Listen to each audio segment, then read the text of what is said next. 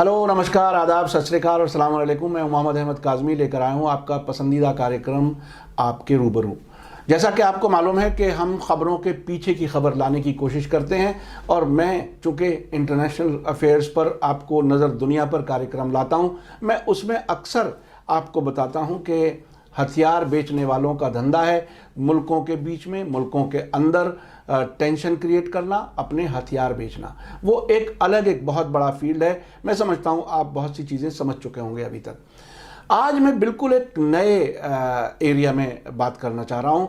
मेरे साथ इस वक्त मौजूद हैं डॉक्टर बिस्वरूप रॉय चौधरी साहब, जो एक्सपर्ट हैं। कई इन्होंने रिसर्च की हैं और इंडो वियतनाम मेडिकल बोर्ड के आप चेयरमैन हैं और लाइफ स्टाइल के तरीके से इलाज लोगों के करते हैं, ना सिर्फ भारत में बल्कि विदेशों में भी आपका बड़ा नाम है।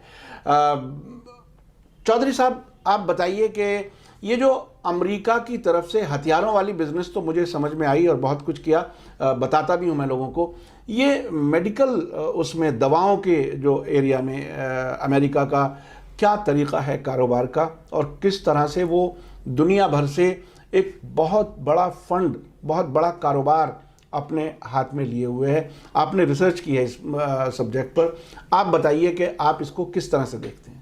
देखिए, एक छोर पकड़ के चलते हैं, डायबिटीज़ को लेके चलते हैं, ज़्यादा प्रेवलेंट यही है, फिर बाकियों में इसी से कनेक्शन मिल जाएगा। डायबिटीज़ की बात करते हैं तो डायबिटीज़ की दवा की बात आती है। डायबिटीज़ की दवा की बात होती है तो जो भी दवा आप ले रहे हैं वो मेटफॉर्मिन हो सकता है, वो सल्फोनिलुरियाज हो सकता है, या कोई भी मेडिसिन हो सकता है। 90% दवाइयाँ जो डायबिटीज़ के नाम पे आई है वो 1960 से पहले आई हुई है। 1960 से पहले एक ऐसा दौर जब रैंडमाइज कंट्रोल ट्रायल नहीं हुआ करते थे। सिर्फ एक डॉक्टर ने लिख दिया कि ये तो बड़ा अच्छा है, इससे फ़ायदा होगा, तो उतना ही काफ़ी होता है FDA के लिए। FDA जब बोल रहा हूँ तो US का FDA मानी, यहाँ का FDA तो उसी को फॉलो करता है ना। तो वो पूरे दुनिया में सर्कुलेट करने लगता है। 72 के बाद एक नया चलन आया कि भाई कोई भी दवा तब आ सकती है जब रैंडमाइज कंट्रोल ट्रायल हो। तो उसको थोड़ा सा हिंदी में भी बता दीजिए। रैंडमाइज कंट्रोल ट्रायल मतलब कि पहले कुछ लोगों पे टेस्ट हो। जी। पहले तो जानवरों पे टेस्ट हो, फिर कुछ इंसान पे टेस्ट हो, 1000-2000, उनके ऊपर नज़र बनाई रखी जाए कुछ साल, फिर ये डिसाइड किया जाए ये इंसानियत के लिए है या नहीं है। जी। That is called randomize control trial. जी। ठीक है ना। ट्रायल के नतीजे के बेसिस पे डिसाइड होता है कि डिसाइड होना चाहिए ऐसा कुछ। 1970 ऑनवर्ड 72 में आया। लेकिन तब तक ये दवाइयाँ ऑलरेडी मार्केट में थी और एस्टेब्लिश थी और बड़ा बिजनेस बना चुकी थी। और 72 में जब इन सारे दवाइयों पे भी ट्रायल हुए तो नतीजा निकला कि ये दवाइयाँ, यहाँ डायबिटीज़ की बात कर रहा हूँ, ब्लड शुगर तो घटा रही हैं लेकिन इंसान की डेथ रेट को बढ़ा रही है। मतलब दो लोग हैं, दोनों का ब्लड शुगर 400 है, एक ने दवाई ली तो ब्लड शुगर 400 का 100 रह गया, एक ने दवाई नहीं ली तो उसका 400 ही रह गया।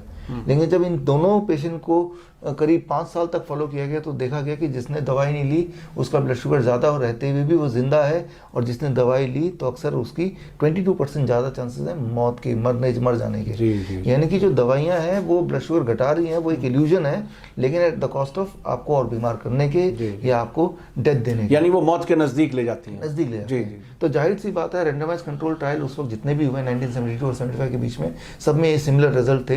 तो ये दवाइयों को बैन करने की बात की गई, लेकिन तब तक वो बहुत बड़ा व्यापार बन गया था। जैसे हमारे देश में जग जाहिर है कि सिगरेट खराब है, लेकिन बैन नहीं हो सकता बिकॉज सिगरेट से इतना इकोनॉमिक्स आता है। गवर्नमेंट उसे बैन करेगी तो उतना इकोनॉमिक्स, उतना पैसा गवर्नमेंट को नहीं मिलेगा। तो गवर्नमेंट ने बीच का रास्ता अपनाया कि सिगरेट में लिख दिया, वार्निंग लिख दिया, इंजरियस टू हेल्थ। अब जनता जाने, कस्टमर जाने, हमने तो लिख दिया। तो दवाई को बैन करना इम्पॉसिबल था बिकॉज वो बहुत बड़ा बिजनेस बन चुकी थी। तो चलो भाई लिख देते हैं इस पर कि ये दवाई खाने से इंसान की जान जा सकती है। लेकिन तब वहाँ पे 40 बड़े डायबिटोलॉजिस्ट ने मिलके बड़े वकील किए और उन्होंने इसको नहीं होने दिया, और आज तक भी नहीं होने दिया। दवाओं पे नहीं लिखने दिया। 1972 से लेके अब 2020 आ गया। 2018 में भी एक नया गाइडलाइन बन के आया, और उन गाइडलाइन में भी जब गाइडलाइन बनते हैं उसमें हर देश के साइंटिस्ट होते हैं, तो उसमें बहुत इन्फ्लुएंस चलता नहीं फिर ये इसका।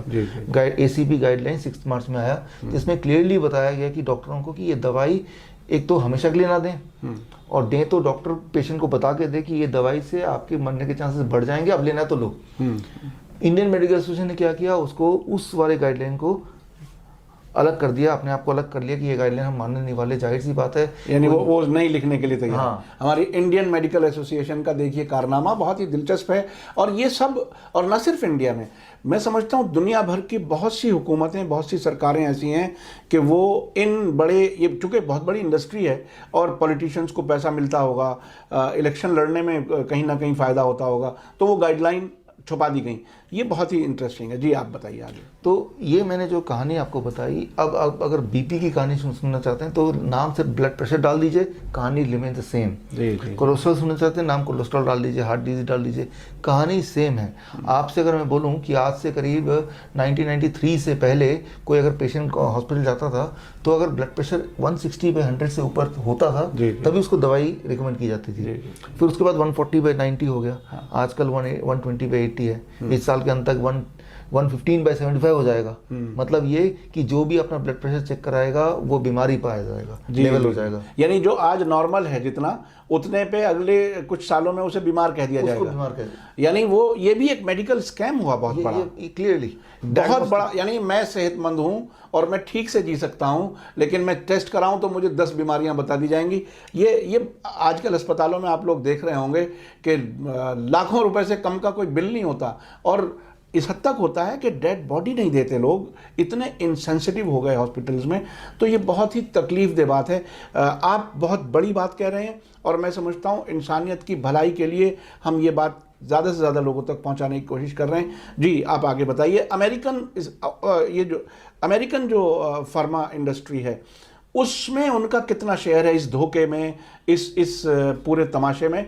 आपको उसमें उनका रोल खास तौर पे इसमें समझना होगा कि वो दे नीड पार्टनर, अकेले करना थोड़ा मुश्किल है, तो उनके साथ पार्टनरशिप में ब्रिटेन जुड़ा हुआ है, जर्मनी की कंपनी जुड़ी हुई है, लेकिन फिर भी शेयर होगा मेरे हिसाब से 70 to 90% शेयर होगा उनका। जी जी। बाकी बट देयर आर पार्टनर्स। मैं छोटा सा एग्जांपल देता हूँ।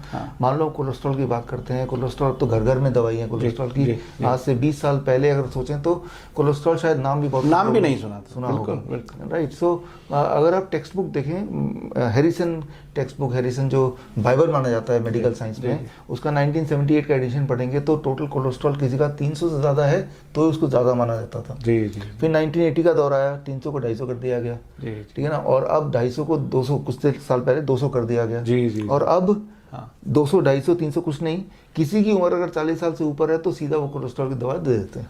बताइए तो ये खुद इतना बड़ा जुल्म है कि जो आदमी ठीक ठाक है और नेचुरल तरीके से वो जी सकता है, आगे चल सकता है, उसको बीमार डिक्लेयर कर दिया। वो साइकोलॉजिकली भी वो बेचारा अपने आप को बीमार समझने लगता है और वो फिर बीमारियों की तरफ बढ़ता चला जाता है। एक बार दवा ले लिए कोलेस्ट्रॉल की जी, तो वो कोलेस्ट्रॉल की दवाई का आप केमिकल वो देखिए। आज से कुछ साल पहले, करीब 50 साल पहले, चाइना में एक that is called red rice plant, एक तरह का पौधा होता है जी जी। और वो नरभक्षी पौधा टाइप बोलते हैं ना जिसको, कि जैसे ही कोई अटैक करने आता है तो पॉइजन फेंकता है।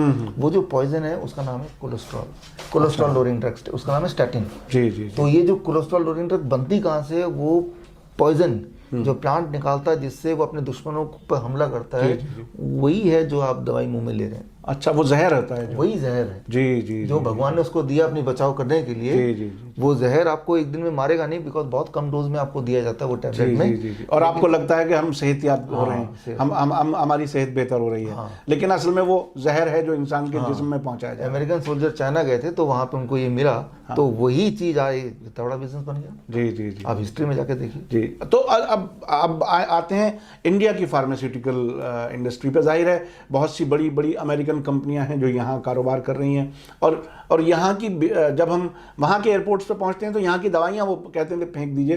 तो ये क्या है अपने आप में? हमारे यहाँ की जो फार्मास्यूटिकल इंडस्ट्री है इंडिया की भी, उसमें वो कितनी पार्टनर है हम लोगों को बीमार बनाने में? ये इस पे भी बात हो जाए तो मैं समझता हूँ। देखिए, एक बात समझना होगा, जो चीज़ें पूरे डेवलप कंट्री में बैन हो जाती हैं जो दवाइयाँ, अब वो फैक्ट्रियां भी हैं, वो दवाइयां स्टोर में भी हैं, तो वो दवाइयां जाती कहाँ हैं? वो हमारे देश में डेवलपिंग कंट्री में आती है। इसका ताज़ा एग्जाम्पल है ट्यूबरक्लोसिस की जो दवाइयां हैं। हाँ। मान लो आपको टीबी हो जाता है आज भारत में, तो हर दिन 14 गोलियां और हर दूसरे दिन 1 इंजेक्शन। अच्छा। और ये दवाइयां ऐसी होती हैं, अगर आप किसी से मिले हो ऐसे पेशेंट से, वो बोलेगा कि मैं सुसाइड कर लूंगा लेकिन दवाई नहीं लूंगा, लेकिन उसको पकड़ के और फिर बोलते हैं कि भाई गवर्नमेंट फ्री में दे रही है। गवर्नमेंट को फ्री में नहीं मिल रहा, वो तो फार्मास्यूटिकल कंपनी से दवाई से। और ये जो दवाइयां हैं सिर्फ भारत में है, यूएस में नहीं है वहाँ पे। तो इससे जो चीजें दुनिया भर में बैन हो गई हैं, वो चीज फिर यहाँ डेवलपिंग कंट्री में उसको धकेल दिया जाता है। तो यहाँ जो दवाइयां हैं ये वो हैं जो बाकी जगह पे बैन हो गई है। डायबिटीज की बहुत सारी, पायाग्लिटाजोन मैं एग्जांपल ले रहा हूँ, जो दुनिया भर में बैन हुई, भारत में एक बार आज से 4 साल पहले के लिए 1 महीने के लिए बैन हुई। लेकिन हम यहाँ की फार्मास्यूटिकल कंपनी की बात कर रहे हैं, तो उन्होंने पूरा ताकत लगाया, सुप्रीम कोर्ट तक गए और वो बैन हट गया। और आज भी पायाग्लिटाजोन भारत में 30 लाख लोग ले रहे हैं, पूरी दुनिया भर में बैन है। ये बहुत ही एक इंसानियत पर जुल्म है। देखिए, जिस चीज़ पर बैन लगाया गया उसे हटाया गया और उसमें सभी हिस्सेदार बने हुए हैं, कारोबार कर रहे हैं। ये बहुत ही तकलीफदेह बात है। अब ये जो अस्पतालों में जो कुछ हो रहा है, जिस तरह से रिसेप्शन से लेते ही बिल्कुल ऐसे ट्रीट करते हैं जैसे कोई 5 स्टार होटल में कोई एंजॉय करने के लिए आया है, और जो गरीब लोगों के, आप तो ऐसी जगह रहते हैं, आसपास बड़े हॉस्पिटल हैं दिल्ली में और आसपास, इसमें अक्सर ऐसी खबरें अखबारों में आती हैं कि साहब मरे हुए 4 दिन हो गए थे, बताया नहीं, चूँकि बिल बढ़ता रहे। और बल्कि शुरू में ये पूछते हैं आपका कारोबार क्या है, अगर लगता है कि पैसा नहीं दे पाएंगे तो जल्दी से छुट्टी कर देंगे, नहीं तो अगर पैसे वाले लोग हैं तो उनकी डेड बॉडी भी 4 दिन तक वो शायद फ्रीज़र में रख देते हैं, कहाँ रखते हैं। इससे कैसे निपटा जाए? आम लोगों में क्या अवेयरनेस होनी चाहिए कि इसमें जाल में ना फंसे? हालांकि ये सब्जेक्ट से ज़रा हटके है, लेकिन लोगों को बहरहाल बताने के लिए कुछ। देखिए, इसे कहते हैं डर का व्यापार। हाँ, डरेंगे तो ही तो आप पैसा निकालेंगे। और ये बोलते हुए मुझे थोड़ा भी इसमें संकोच नहीं हो रहा, it is a fear business. मेरे बहुत सारे डॉक्टर दोस्त हैं जो मैं उनसे पूछता हूँ, मैं आपको छोटा सा एग्जांपल दे रहा हूँ बस एक समझाने के लिए। जैसे आपने बाईपास सर्जरी सुना होगा, एंजियोप्लास्टी सुना होगा, आपको ये पता होगा लेमैन के हिसाब से भी कि हार्ट में कहीं ना कहीं कोई ब्लॉकेज होता है जिससे कम ब्लड खून जाता है, कम ऑक्सीजन जाता है, जिससे हमें पेन होता है या जिसे हम हार्ट डिजीज बोलते हैं। तो जब इसको मेडिकल कॉलेज में पढ़ाया जाता है तो इसके 3 इलाज बताए जाते हैं कि हार्ट का कोई पेशेंट आ जाए तो पहला इलाज एंजियोप्लास्टी की, एक छल्ला लगा देंगे, उससे ब्लड बहने लगेगा। दूसरा इलाज है बाईपास सर्जरी, एक नया ब्लड वेसल बना देंगे। तीसरा इलाज है, ध्यान से सुनिए, इसे कहते हैं natural bypass surgery. Natural bypass मतलब कि उस पेशेंट को एक खास तरह का खाना देंगे, फूड, वो खाना खाते ही 1 महीने के अंदर बॉडी खुद ही नेचुरल बाईपास बना लेगा और ब्लॉकेज हटा देगा।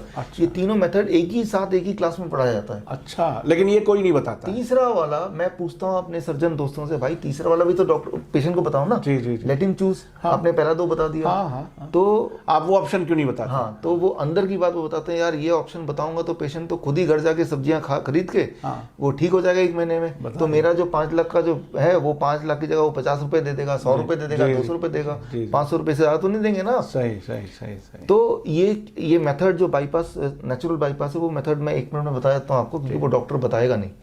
वो ये कि आपका जो पूरा डाइट है, मान लो आपको हार्ट पेशेंट कोई मिलता है, उसका जो पूरा डाइट है, उस डाइट का अगर 80% फ्रूट्स एंड वेजिटेबल हो, 80% तक फ्रूट्स एंड रॉ वेजिटेबल, मान लो वो 2 किलो खाना रोज खाता है, तो 2 किलो मतलब 1600 ग्राम फ्रूट्स एंड वेजिटेबल हो, बाकी 400 ग्राम उसका जो ट्रेडिशनल खाना है, रोटी सब्जी दाल चावल जो भी खाना चाहता खाए। और वो जो 1600 ग्राम फ्रूट्स एंड वेजिटेबल, उसमें 50% फ्रूट्स एंड 50% वेजिटेबल, कच्चा सब्जी। और ऐसा अगर वो 1 महीना कर सकता है, 1 महीना सिर्फ, तो 1 महीने बाद वो ट्रेडमिल टेस्ट है या एंजाइना पेन है, हर तरफ से उसको आराम मिल जाएगा। ब्लड प्रेशर लेवल है, कोलेस्ट्रॉल है, सब कुछ बिल्कुल नॉर्मल, जैसा कि आज से 15 साल पहले वो हेल्दी हुआ करता था। तो ये मेरा बनाया हुआ कोई मेथड नहीं है, ये नेचुरल बाईपास है जो कि नोबेल प्राइज विनिंग साइंस है 1997 का। जी। तो ऑलरेडी एस्टेब्लिश चीज है। इसके पीछे यूएस में जब जाते हैं तो वहाँ के कुछ डॉक्टर बताते हैं, तो गवर्नमेंट ने इसे हेल्थ इंश्योरेंस में कवर किया हुआ है, इस वाले नेचुरल बाईपास को भी, क्योंकि यहाँ पे जो खाना आप खा रहे हैं फ्रूट्स एंड वेजिटेबल, उसमें भी खर्चा आएगा। हाँ, वो दवाई के लिए रूप में है ना। जी जी जी। तो दवाई पे तो इंश्योरेंस है ही, उसे दवाई का दर्जा भी दिया गया है। अच्छा, ये बहुत बड़ी बात है। हमारे यहाँ भारत में ये सब चीज़ें ना हैं और लोग जानते भी नहीं, और मैं समझता हूँ हुकूमतों की तो कोई नीयत भी नहीं है कि ऐसा कुछ करें। तो ये बहुत ही एक ख़ास बात जो हम अभी बात शुरू करने से पहले, ये हथियारों की तरह ही दवाओं के ज़रिए पूरी दुनिया से पैसा लिया जा रहा है। ख़ास तौर पे अमेरिका का इसका बड़ा रोल है। इसके बारे में थोड़ा सा और अगर आप एलेबोरेट कर दें तो मैं समझता हूँ। देखिए, यहाँ पे समझिए कि अगर हम, जैसे मैंने आपको हार्ट डिजीज़ का बताया, सोल्यूशन भी बता दिया, जो कि बहुत ही सिंपल सोल्यूशन है, एस्टैब्लिश साइंस है। ऐसे डिजीज़ वाइज हर एक का सोल्यूशन हमारे अंदर ही है, राइट। यहाँ तक कि मैं एक एग्जांपल ले रहा हूँ, सिर्फ बिल क्लिंटन का ले रहा हूँ। हाँ। उनको हार्ट की बीमारी हुई, ये सारे इलाज उनके साथ भी हुए, और तब वो ठीक नहीं हो रहे थे। 2008 की बात है। तब उन्होंने कुछ नेचुरोपैथिक का इलाज किया और वो ठीक हो गए। तब से लेके आज तक 2010 से लेके नाउ 2020 बीमार नहीं पड़े। हाँ। एक भी दवाई नहीं लेते। उनसे किसी ने पूछा कि ये कैसे हुआ, तो उन्होंने एक डॉक्टर का नाम लिया, डीन ऑर्नेस। उन डॉक्टर तक मैंने पहुंच लगाई, उनसे पूछा आपने ये क्या पद्धति थी? डीन ऑर्नेस, DEENORNISH। हाँ, तो कुछ लोग अगर सर्च करना चाहेंगे तो कर सकते। तो उनसे पूछा ईमेल के थ्रू कि आपने उनको क्या दिया, तो उन्होंने बोला कि मैं भारत आया, यहाँ का आयुर्वेद और नेचुरोपैथ सीखा, और वो इलाज मैंने बिल क्लिंटन को दिया और वो ठीक हो गए। बहुत बड़ी बात है। यानी हम भारत के लोग पूरी दुनिया को इलाज का रास्ता बता सकते हैं, जो बहुत ही नेचुरल है, प्राकृतिक तरीके हैं। ये बहुत ही इंटरेस्टिंग है। कुछ और अगर कहना चाहते हो आप? तो बोलने का मतलब ये है कि इलाज तो यहीं पे है, आपके आसपास ही है, और बड़ा सिंपल है। जी। उसके अलावा जो आप देख रहे हैं वो एक डर का व्यापार है, वो इलाज नहीं है। चाहे वो एक्सरे की बात करें, अल्ट्रासाउंड की बात करें, डायग्नोस्टिक सारे बात करें, या क्यूरेटिव या सर्जरी की बात करें, दे आर ऑल एक दिन में समझना मुश्किल है। बट ये समझ लीजिए कि अगर आप बीमार हैं तो इलाज आपके आसपास कहीं ना कहीं है। और ये वाला इलाज अगर वो यूज़ कर रहे हैं जिनके पास जो इलाज दुनिया में बेच रहे हैं, तो सच तो आपको ऑटोमेटिकली अंडरस्टैंड हो ही रहा है कि ये तो एक व्यापार है, ये कोई इलाज नहीं, profession, it is a business. Doctor Chaudhary साहब, बहुत बहुत शुक्रिया आपका। मैंने भी कहीं कुछ किताबों में पढ़ा है, कुछ बड़े लोगों ने कहा है कि इंसान को ऊपर वाले ने, जो भी आप नाम लें, जहाँ भी पैदा किया है वहाँ उसके सेहतमंद रहने का की ज़रूरतें भी पूरी की हैं। इसलिए हर मौसम का, अपने मौसम का की सब्ज़ी, फ्रूट, ये सब इस्तेमाल करें। इसमें ख़ुद जिसे कहते हैं ग़िज़ा भी है और इलाज भी है। और ये बात मैं समझता हूँ आपकी बात से बहुत ही मैच करती है, और आपकी बात इसमें नज़र आता है कि हाँ, वाक़ई हमारे आसपास ही, चूँकि हर इंसान के पास उतना पैसा नहीं हो सकता जितना पैसा ये अस्पताल वाले छीनना चाहते हैं आपसे। अब ऐसी हालत में हम ज़्यादा नेचर के नज़दीक रह करके ही, और फ्रूट और कच्ची सब्जियां जो आपने बताई, वो लेकर के हम अपने आप को ठीक रख सकते हैं। बहुत बहुत शुक्रिया डॉक्टर चौधरी साहब, थैंक यू वेरी मच। इसी के साथ मुझे दीजिए इजाज़त। धन्यवाद, शुक्रिया। जय भारत, जय हिंद। मीडिया स्टार वर्ल्ड के और वीडियो देखने के लिए हमारे चैनल को सब्सक्राइब करें और सीधे नोटिफिकेशन पाने के लिए बेल आइकन दबाएं। और अगर हमारी खबर सच्ची और अच्छी लगे तो अपने व्हाट्सएप, इंस्टाग्राम, फेसबुक और ट्विटर अकाउंट पर जरूर शेयर करें।